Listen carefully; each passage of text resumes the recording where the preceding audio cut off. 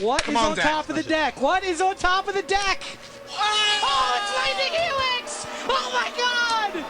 Oh my god! Welcome to Hunt the Week. Yeehaw, everyone, and welcome into the show. Come on in, each and every one of you cowpokes, cowboys, and cowgirls. That's right, this week we are doing it right the only way that we can out here, out on the prairie. My dogs are barking, and I am putting my cattle out to pasture. This is Outlaws at Thunder Junction, Week 1. I hope you are enjoying the set and the mechanics. We got a lot of fun stuff going on. This is Hunt the Week. It is a weekly Magic the Gathering podcast about the Arena Gauntlet League that we love and know and play in. I am your host with the most, your Don John DeMarco, your Goku or Go Home, the pride of Mardu. I am a 4-time top 8er, a 2-time league winner, and 1 time I forgot that I had to put a podcast out because I was too busy commentating the Mega Draft. That's right.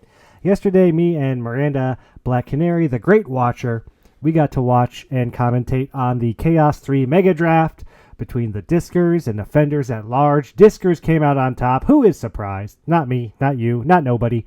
But some great games played, some really cool drafts, and a league win for Sawyer, Daniel, and Jordan. Watch for them to come on the show next week, all at the same time, talking Chaos, talking OTJ. We're going to learn a lot. I can't wait to get them on, but we're not there this week. We're not there this week. We're talking about this week. It's all about this week, Week 1, OTJ. What's going on? How did we get here? Who is in the lead? Let's figure it out as we saddle up. We usually don't pick up hitchhikers, but I'm going to go with my instinct on this one. Saddle up, partner. That's right. As I record, this is your top 8. Wesley C. Gigavoltaic 5-0. Congrats, Wesley. Matthew D. Mad Matt 46 5-0. Reed P. Big F and Snake, welcome back 5-0. Daniel G. Frisky Hobbit. Maybe chill it out a little bit there, Daniel. Coming off 3 top 8s in a row. 2 Mega Draft wins in the last 3 Mega Drafts. Pretty great, Daniel. Pretty dang good. William M. Hakai 4-1. Alexis M. Alex's Fly 4-1. Alexandre Aga 4-1. Bob P. Hit. Look at you up there, Bob. 4-1. Yeah, we are in Outlaws at Thunder Junction. Let's take a look at the store. We have sold 83 Outlaws at Thunder Junction packs, 14 random. I'm surprised to see so many randoms, but I guess there have been a few people that have played without picking a pack, so that's probably inflating those numbers a bit. 10 packs of War, which I'm not surprised by War, but this one, 10 packs of Kaldheim. I don't know what's in Kaldheim that people are so excited about it, but people are really into this Kaldheim. Maybe they just need the snowlands to make snow stuff work. I don't know.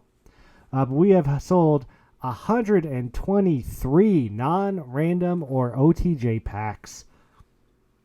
And yeah, everyone's got a strategy. Are you buying the cheap packs so you can maybe get some more OTJ packs? Are you trying to go all in on a set that you like because you haven't been able to do that for a bit?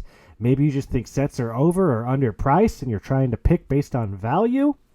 I'm not sure. I think everyone's got their own strategy. Here's mine. We'll talk about mine real quick. My strategy is min-max OTJ packs. Big surprise. So I started right away, started early, played against Johnny in our duel, started 10 life, had great games. But man, what a dumb duel. It's 10 life. It's stupid. Johnny beat me on turn 4 in our last game, I want to say. The games were fun, but yeah, wasn't super into the stip. And I lost right away. By like 5:05 I had lost. And my plan was try to get people to buy all the cheap packs so that maybe War of the Spark can drop down a little bit and I can grab a pack of War. That was my thought process. But being the first person to lose, I discovered a bug that messed up everything for a few minutes where it said I had bought a pack because I played a game without buying a pack and it took all my money. And then by the time I get my money back, somebody already bought a War of the Spark pack. My strategy is not working, which is fine. I probably was waiting to see who was going to buy what pack first. I wasn't really just trying to buy War at 600, but looking at War right now up at 1,000, I probably should have. But I bought a Theros Beyond Death, for cheap. $390, I want to say. $380. Got myself a cheap Theros Beyond Death Pack, which then allowed me to go OTJ back to back. And then I lost again. I'm doing terrible. I'm 1-4. I don't want to get too much into that right now, but I'm not doing good.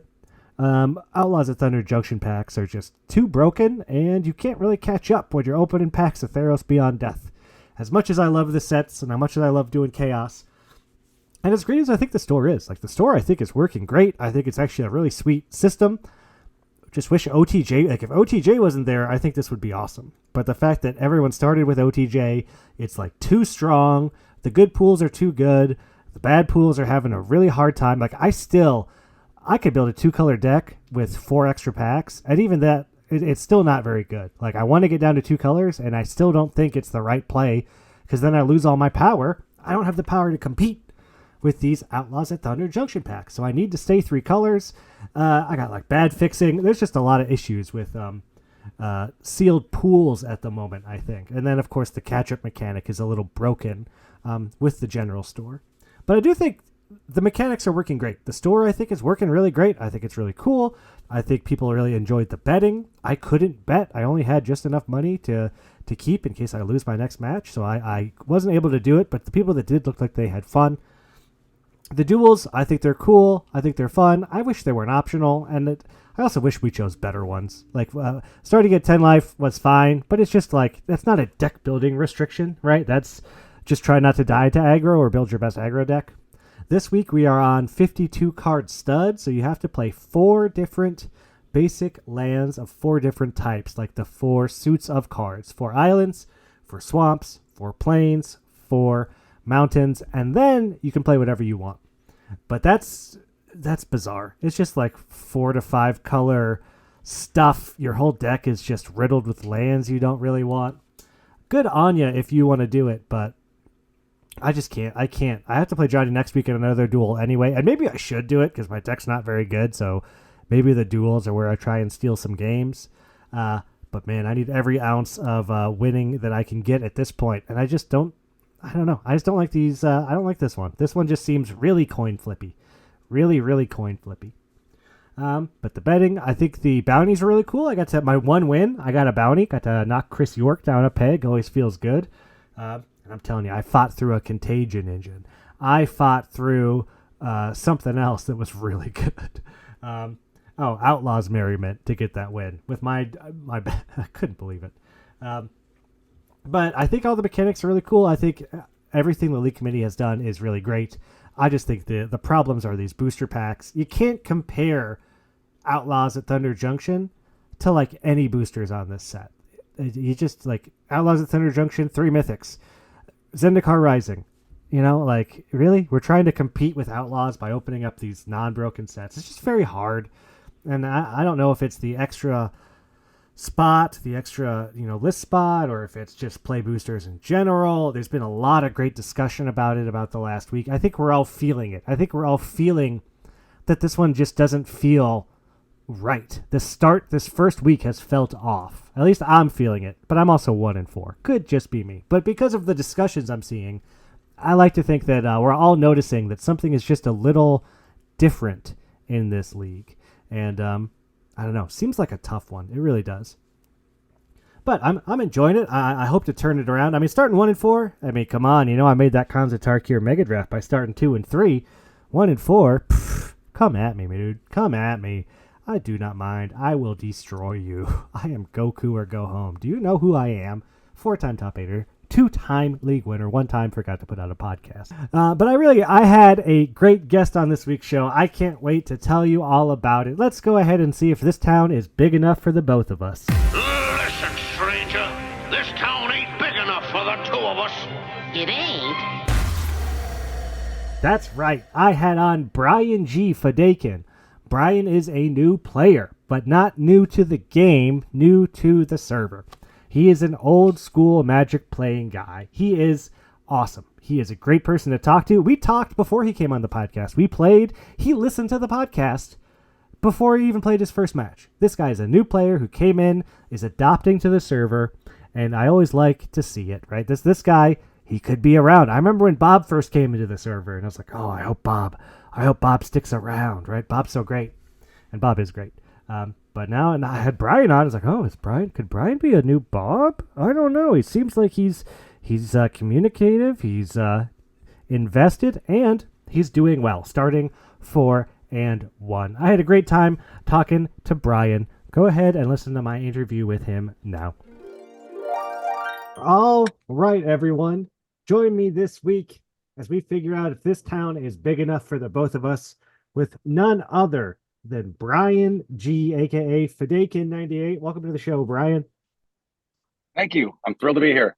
Hey, happy to have you. Your new player. We ended up playing this week. We had a great talk, and you listened to the show even before we played. It was a great little interaction where we cued into each other, and you're like, "Oh, it's the podcast guy," and I was like, "Oh, yes, it is." And boy, did we have a nice, fun game, and now I got you on the show. It all works out. It was very serendipitous. I've been experiencing a lot of serendipity lately. Crazy. Hey, it's nice when things just kind of happen. So yeah, you definitely seem like a guy who knows what he's doing. You're currently 4-1 up there in the top of the heap, having a good week one. Welcome to the league. I want to know, when did you start playing Magic, Brian? So I started during Revised.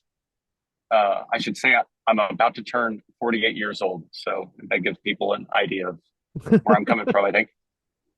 So I started playing during Revised. My best friend at the time and I had heard about this Magic thing, but it kept selling out everywhere. And we heard that D&D was going to put out a competing similar game, and they did, and it sucked. And then we heard a rumor that the comic store a town over had Magic in stock, so we drove over there, and sure enough, they did, and we both got a Revised starter, which don't exist anymore, nice. And one pack each of Legends, which was the last Legends packs they had. I always have to ask when people have been playing for a long time, do you still have your old cards? Do you still have any of your... I do have all my old cards. You have your old... See, that's the rarity. Most people don't. Oh, okay. You got anything crazy in there? Got anything fun? You got I got like... I think I got... No. It's, sadly, that was all gone by the time of Revised. And everybody who played Magic back then wishes they had bought Power when it was cheap or what have you. Yeah. I do have like 21 dual lands. Nice. See, those are great. 21. Whoo. The funny thing is, though, I don't even use them anymore because now they're so valuable. I don't want to put them in my commander deck and carry that around. Like, unfortunately, theft is a serious problem in the Magic community. Always has been, and I assume always will be. Except now that we play on Arena, it's much harder to have your cards stolen. Guess you can get your account hacked. But are they even worth anything on Arena? They you can't trade it. Right. You can't do anything with it on Moto. Yeah, they got some value. I'm not sure how much value there is in on Arena cards. Well, there's two kinds of people on Arena. I think there's people with no wild cards and people with more wild cards than they know what to do with. Oh, I've got hundreds, my friend. I only play limited, and I do not craft anything. So yeah. I have so many wild cards. So I immediately told my friends that I was joining this league because I'm a real enthusiast for my hobbies and anything that I think is cool and neat and new. So I was immediately telling my friends about this league, and I'm a little disappointed nobody else signed up, but maybe after hearing about how fun it is, one of them will join us next season. And one of my friends' first questions was like, he said, "You got enough wild cards for that?" And I said, "Absolutely." And I took a screenshot of my wild cards and sent it to him. Apparently, he'd been constructing too many decks.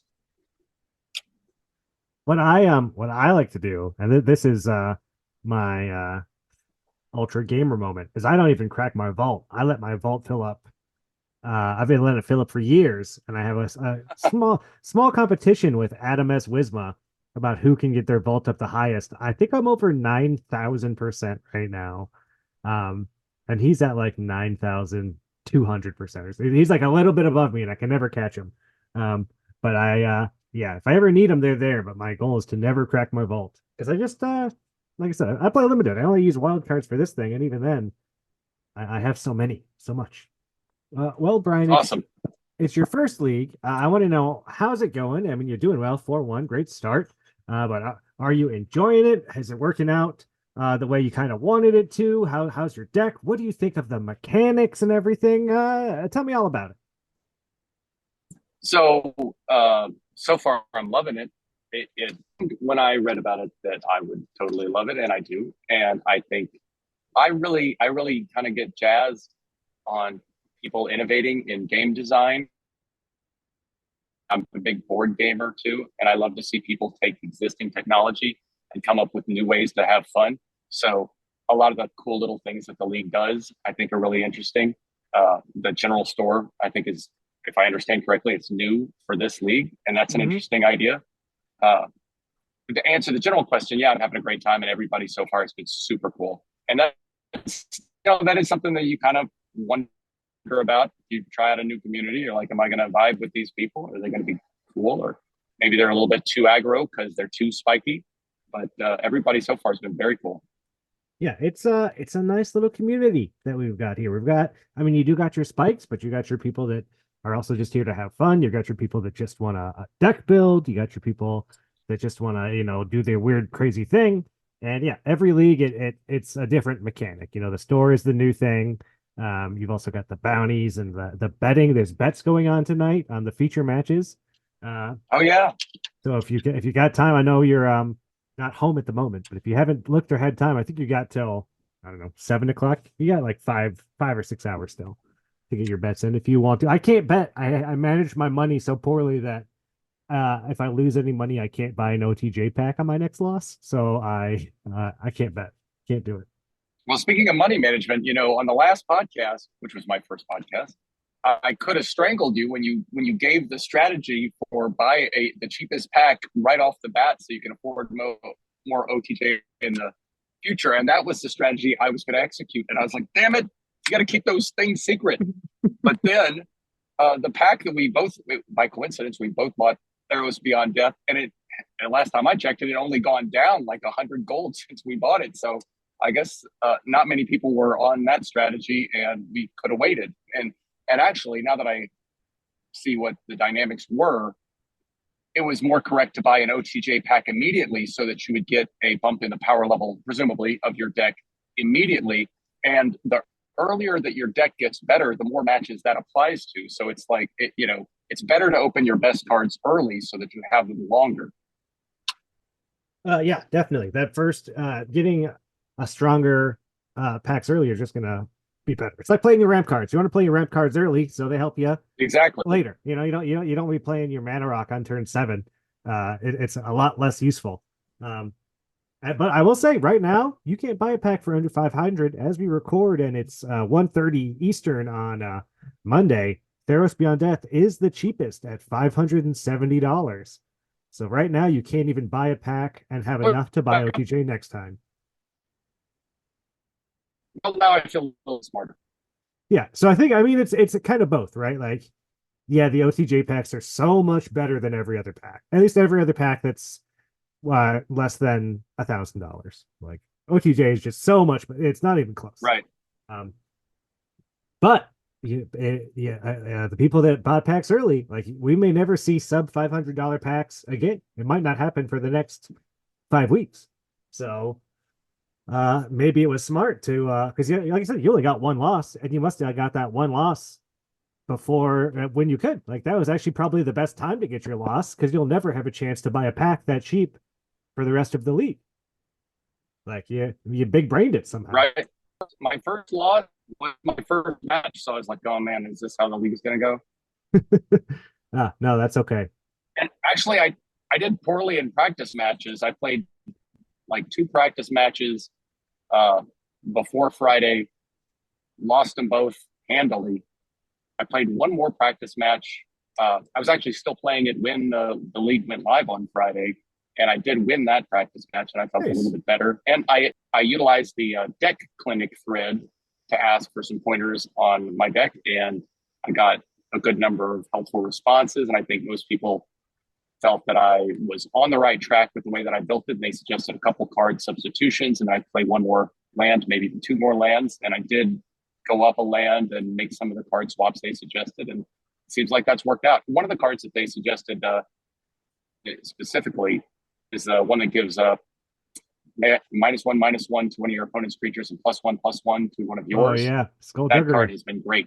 And I didn't realize you could do this because I'm not the smartest Magic player in the world, but you could use that to win 2 combats if you're really lucky, and I did last week. Yeah, when that card works out, it just feels like you're doing a lot for 1 mana. It really does. Absolutely. But the trick is, and you got to watch it, is that you can't cast that if you don't have both targets. So if they've got That's true. Yeah. a board full of 1/1s, then you got nothing. Sometimes it's just like, man, I wish this was like any other thing at the moment. Yes, I didn't realize that until I wanted to do it to just kill one of my opponent's 1-power creatures. I guess I'm not that great at reading the card and fully understanding it. I'm kind of lazy. I think we only know because I think that card was an Ixalan, and we've all made that mistake before. I think it's a reprint, I'm pretty sure. So it's like we've been there. It is. Yeah. Like a lot of Magic players, I have come in and out of the game many times over the Ixalan. I did play Cap's Ixalan, and I hated it at first. Then later I came back to it for some reason and went on a great winning streak toward the end of Cowards of Ixalan, and probably have my best win rate of any set that I've drafted. Nice. That's fair. Caverns was it was a pretty fun one. I mean, it's in fact, someone opened out the first Lost Caverns of Ixalan pack was opened today, and they got a Polani's Hatcher. It's a great rare. So I know they're pretty happy about that. Well, Brian, I would love to know. I want to know a little bit more about you. And this card always tells me, or this question always tells me so much.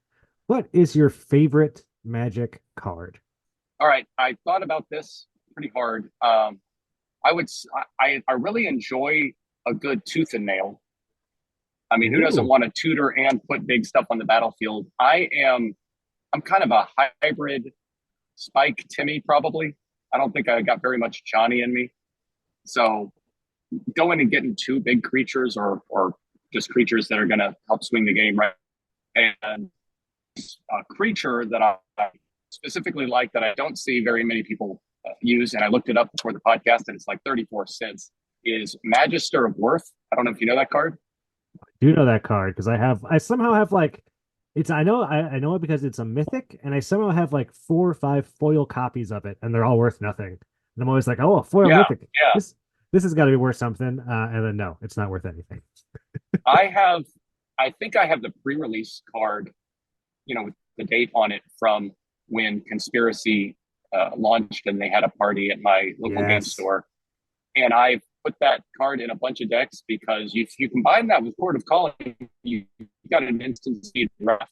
What does it do again? Well, it's an angel. It's a black-white angel. Obviously, it's got flying, and then whenever it comes into play, everybody votes for grace or condemnation. And if I don't know what happens if you vote grace, because why would you ever do that? Yeah. If you vote for condemnation, if that vote carries or is tied, then you destroy all creatures. And maybe Magister of Worth is an exception. Maybe it gets to stick around. I don't care. I'm just really looking to wrath the board. And I happen to play mostly 2-player Commander with my son. Nice. I don't play a lot of group Commander. I do sometimes with my friends, and sometimes even with my son and his friends, because just like me, he's out there evangelizing the game and things he thinks are cool.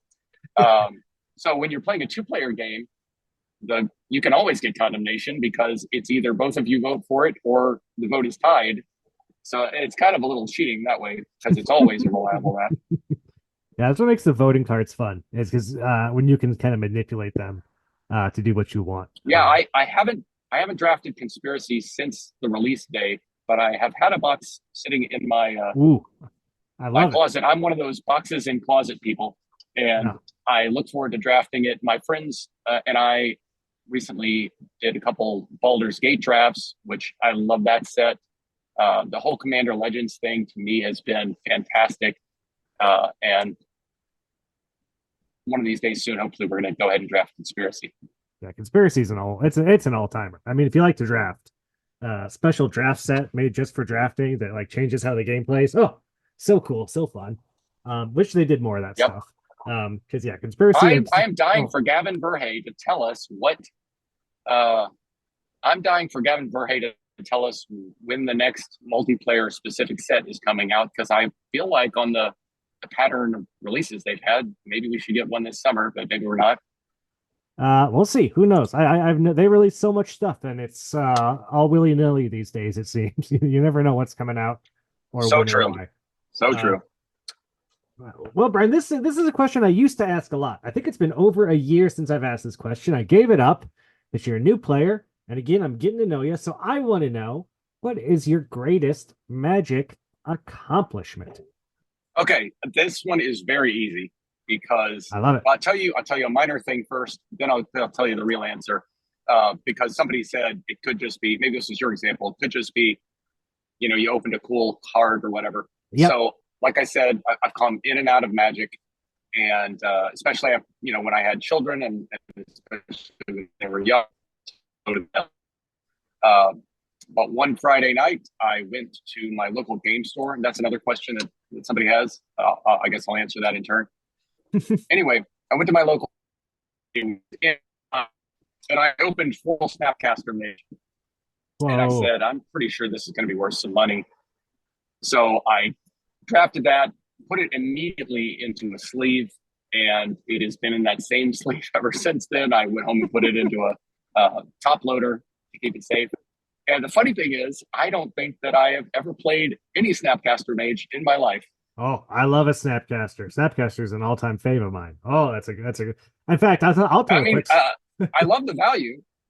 Yeah, go ahead. I went to SCG Con in Dallas. I told the story on the podcast before, and they were doing it was a double masters, I think, where we did a double master sealed or something, or draft or something. And I was like, man, I just want to open a Snapcaster Mage. And who from the server, none other than Dan A. Beatdown Bringer, opened up a Snapcaster Mage and then didn't even play it. And I was so upset. I was so mad. Well, I didn't play my Snapcaster Mage. Oh my God! Alluded to either. You and Dan. And I don't think I've ever played one. It's so good. It's so good. It was good. I don't these days. It's not that good. It was so good. Whatever deck I ended up in was pretty good because I made it to the top 4. And speaking of being out of Magic, during the Swiss rounds, somebody played a Planeswalker against me. Didn't even know what Planeswalkers were. I mean, I didn't. I had to have my opponent explain to me what they were and how they worked. Don't ever do that in a competitive circumstance. Would you believe that he explained it incorrectly, and the way he explained it was to his benefit? Yeah. I still managed to beat him.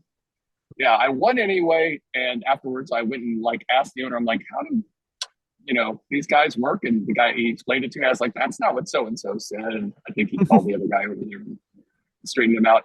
Anyway, I made top 4, and then I immediately lost to a guy that I think was a store regular. And then I learned to my chagrin that the prizing at this F&M did not even extend to the top 4. And I was like, bummer. what? Seriously, you make it top 4th place. You don't get anything. But I had a great time. That's awesome. I mean, foil Snapcaster, who's going to be mad at that? That's true. I mean, I probably got more, value out of that than anybody else playing, including the guy who eventually won. All right. Are you ready for your questions from the league, Brian? Absolutely. All right. We're going to try and get through these because we got a lot. I asked for them. I got a bunch, and they kept coming in, and they're still coming in. So we're going to get through as many as we can. Our first question is going to come from Adam. I mentioned that you were a fan of the metal music. Adam would love to know, what metal bands do you recommend? So I could go all day on recommending stuff that I like. I'll try to control myself. The band that I saw last night that completely destroyed Austin, Texas was Tomb Mold. They are named after an item from the video game Bloodborne. I'm a huge fan of the Bloodborne, Dark Souls games, Elden Ring, all that. And because they named, and I'm one of those people who at the show, after the show, I go up to the band members and slobber all over them, but I try to do it in a dignified manner. And I told the guys, I said, because you named your band Tomb Mold, I got into death metal. So I saw them, and then before then was a band, another favorite band of mine that I've seen 3 times called Phobophilic. So if you're into extreme metal or open to it, then those are 2 bands that I definitely recommend. A friend of mine was not as into modern extreme metal as me, but we went to the show, and this morning I was playing him some various songs because he was curious about what kinds of styles are out there these days. And I played him a song by Revocation. I would say Revocation is a great band for anybody who likes thrash metal and Metallica, but you want to, maybe get into more modern stuff and maybe with like a little bit of a death metal seasoning. And I played him Old In Flames, which I think is the best In Flames, and they're considered melodic death metal. So there's a lot of very cheesy lead guitar and harmonized lead guitar, like in Thin Lizzy back in the day.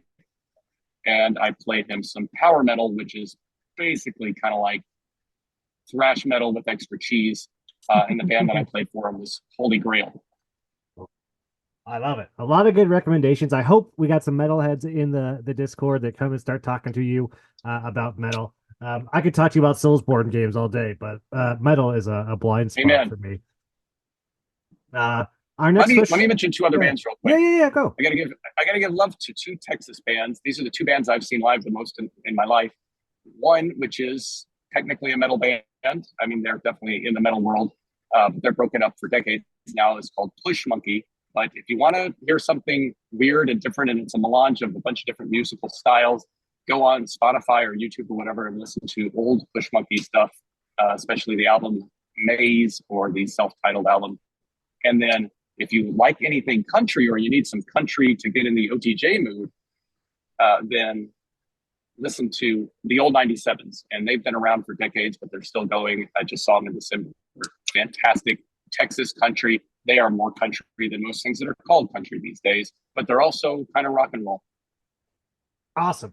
I love it. Check it out. Check out the recommendations. Great question, Adam. Our next question comes from Richard K. Preacher. I also mentioned you're from Texas.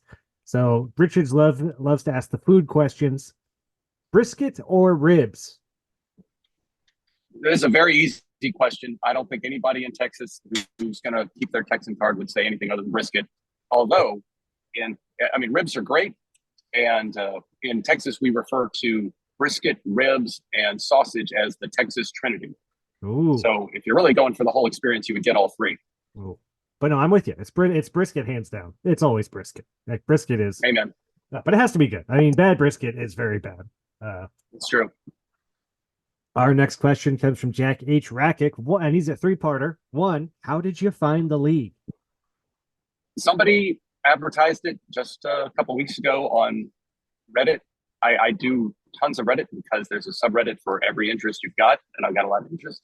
So somebody mentioned it either on the Magic Arena subreddit or on the General Magic subreddit. I actually ended up seeing a post for it twice, but as soon as I saw it, I said, yeah, I want to try that.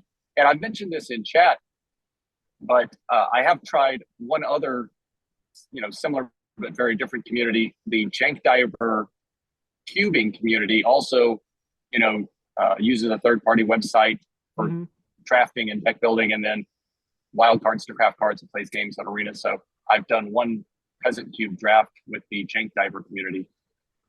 Oh yeah, I know there's some people in here that are going to be in that same community. A lot of crossover between all the limited discords for sure. Second part of it is Jack's question: how are you enjoying the gameplay / community so far? So, like I said, everybody has been very friendly and nice and cool. Like I said, I step into any new community with a little bit of trepidation because you just don't know what the vibe's going to be. But it's been as good as it possibly could be. Maybe a month from now, I'll be like, I can't believe I thought that. But right now, that's what I think. Yeah, I mean, it's really such a great time. We're so happy to have you. And I love Jack's last question. Let's see if you are a man of good taste or not. What's your favorite counter spell? So, okay, for a hardcore Magic player and sometime tournament player, I am like the least blue mage in the world. So I don't really love the counter spells that much. I did in Wilds of Eldraine actually get into casting some counter spells in Limited, which, used to not be a thing at all. And so I really have some fond memories of using Ice Out. Ooh. You do the sacrifice mechanic on that, and it's just a regular counter spell. And people usually, you're not expecting counter spells in Limited. I also, the Spree card from OTJ that gets you a counter spell. It's not a counter spell. It's, the 1 gray and 2 blue counter spell. Yeah. And then gets you some other goodies. that's cool. I like getting the extra value too. But no, you want to be playing your big green creatures. I get you. You've never played Snapcaster in your life. Yeah, this guy's not countering I spell don't think check. so. Yeah. Yeah, we got us a big old green dino guy over here. Okay. Our next question comes from Miranda, the Great Watcher. Miranda would like to know where in Texas. Oh, please only answer if you want to say. You don't have to say. She asked because she Yeah. is also in Texas. And do I- you have a good LGS? Yes, I live in Houston, Texas, and there's a joke in Houston that goes, Houston is an hour from Houston. That is true. It takes more than an hour to drive all the way across what's considered the greater Houston area. So just saying I'm in Houston doesn't really get you there, but I live in kind of the central Houston area. And when I LGS, I go to a place called Asgard Games, which is fantastic, welcoming store with every time I've been there, really great culture. I think very reasonable prices. Sometimes boxes are better than online prices even. No, that's awesome. That's every time I go, all my LGSs around here, the boxes are insanely expensive. And as much as I want to support them, I'm like, I can't pay an extra $40 a box or whatever it is. You know, like you got to make it reasonable. So I'm nice. right there with you. But yeah, there's a huge community. I don't know if there's huge, but there's a lot of people in the server that are at least in like the Dallas Fort Worth area. Miranda, Emmett, Dan A, Chris R, Noah B, probably more. But there's people spread out, you know, throughout the US, Canada, the world. You know, there's people. The league started in Japan and moved to like I can't think of where it is now, but the league is crazy. The league's just everywhere. This magic accomplishment. We got all sidetracked with snap. My great magic accomplishment is that back in the day I was a real hardcore Pro Tour qualifier grinder. Nice. The younger players will not know that the way that you used to qualify for the Pro Tour was they had individual tournaments located usually at local game stores, and the winner of that tournament qualified directly to the Pro Tour. And that could be, a less than 100-person tournament, sometimes more. And I used to drive all over the place, going to any limited Pro Tour qualifier, and sometimes Pro Tour qualifiers with block constructed or extended, which was a great format back in the day. So it was block constructed. And speaking of coming and going from the game, the Zendikar came out. A lot of people still love Zendikar and have fond memories to this day. And speaking of my closet boxes, I have an unopened Zendikar box in my closet. Ooh. It's now worth too much to ever open and draft. But my daughter had just been born, and somehow my wife still let me go to the Zendikar PTQ. And, I went there. I was like, listen, I'll probably just be there a couple hours and I'll scrub out and then I'll come home. And I kept, texting her. I did at least one loss in the Swiss to a very serious player who was not nearly as smiley and friendly as I would have liked. Also not, mean, but I made it to the top 8. In fact, I think I didn't have to play the final round. I think I was able to just oh wow, intentionally draw into the top 8. And then, unfortunately, in the top 8, I got the deck that I wanted. I split the first 2 games, and on game 3, I mulliganed to like 4 cards or something like that. And I mean, they were all correct decisions. We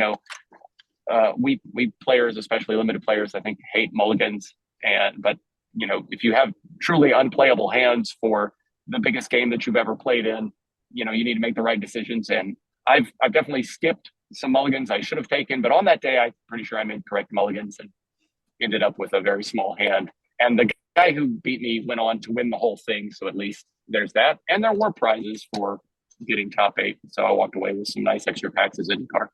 Nice. That's really awesome. But yeah, that's a cool story. I remember the old they still have the RCPTQs. I mean, I don't really understand how anything works anymore. It's too complicated for me to keep track of these days. But I can tell you, Jeremy had played on a couple team pro tours back in the day, qualifying the same way. Wow. There's a few people in I the got to league. try to duck him in the league games. There's a few people in the league who are like, there's like a handful of people that were like, I went to a pro tour 10, 20 years ago.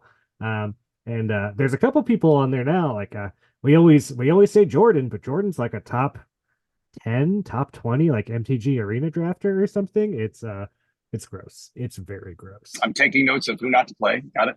Our next question comes from Caleb G. Why not? Favorite way to win a game of Magic and least favorite way to lose a game of Magic? I'm afraid this is going to be a boring answer. I think I'm kind of a meat and potatoes guy, and I guess if I like to summon big monsters or flyers, whatever, and swing with them, then my favorite way to win is just to deal lethal damage. Although I guess really my favorite way to win these days is to have my opponent concede on some crazy number like 19 life or something. Yeah. The people in Arena can concede way too early, and there's times when people will concede to me in draft, and I didn't even perceive that I was winning the game. Yeah, and that means one of us has not perceived the game state accurately, and it could definitely be me. But in some of these situations, I will be so shocked. I text my friends and I say, "This guy just conceded on 15 life with 4 cards in hand." Like, you were never dead at 15 life with 4 cards in hand. I realize that the state may be against you and momentum is a thing, but I have won plenty of Magic games where I was clearly going to lose, and then something happened. You top deck the perfect card at the perfect time. Yeah. Here's something nobody asked this, or maybe they asked more recently. I am the Mario Kart champion of the building that I work in. Nice. We moved to a brand new building a couple of years ago, and I guess to get people, I don't know, in a fun mood, they held a Mario Kart tournament. Not very many people signed up. And then in the finals, I was running behind my opponent, and it was a one-on-one tournament. I was behind my opponent, but I knew from reading old Star City game articles from my Magic grinding days where I was absorbing as much strategy as I could, that if you don't think you can win, but you might have one out, you've got to play to that out. You've always got to play as if the right thing will happen to somehow catapult you back into the game, because if you don't do that and then the right thing happens, you won't be in position to take advantage of that. So I just said, okay, I'm just going to keep it in the middle of the road and hope that she somehow has something terribly wrong happen to her and I get a chance to win this game. And sure enough, she went off the track for a second and lost a lot of speed, and I shot right by her and won the tournament. Love it. Yeah. What a great piece of advice. Play to the outs, even if they're almost impossible, right? So my favorite way to win is probably just dealing lethal damage. My least favorite way to win is probably decking. Anytime I get decked on Arena, I think I'm feeling a little salty. Yeah, nothing hurts more than being like, man, if I had one more turn and I drew one too many cards, or surveilled that one thing that didn't need to be there. But now somebody's rubbing their hands together and planning to mind break trap me later in the league. I will say, I do love milling somebody out. I do love the salt that comes along with the mill win. It's especially in 60 cards, it's real hard to get the mill win. It doesn't happen a lot, but it's so satisfying. Well, Brian, that's gonna do it. We had a few more questions. We didn't get to all of them.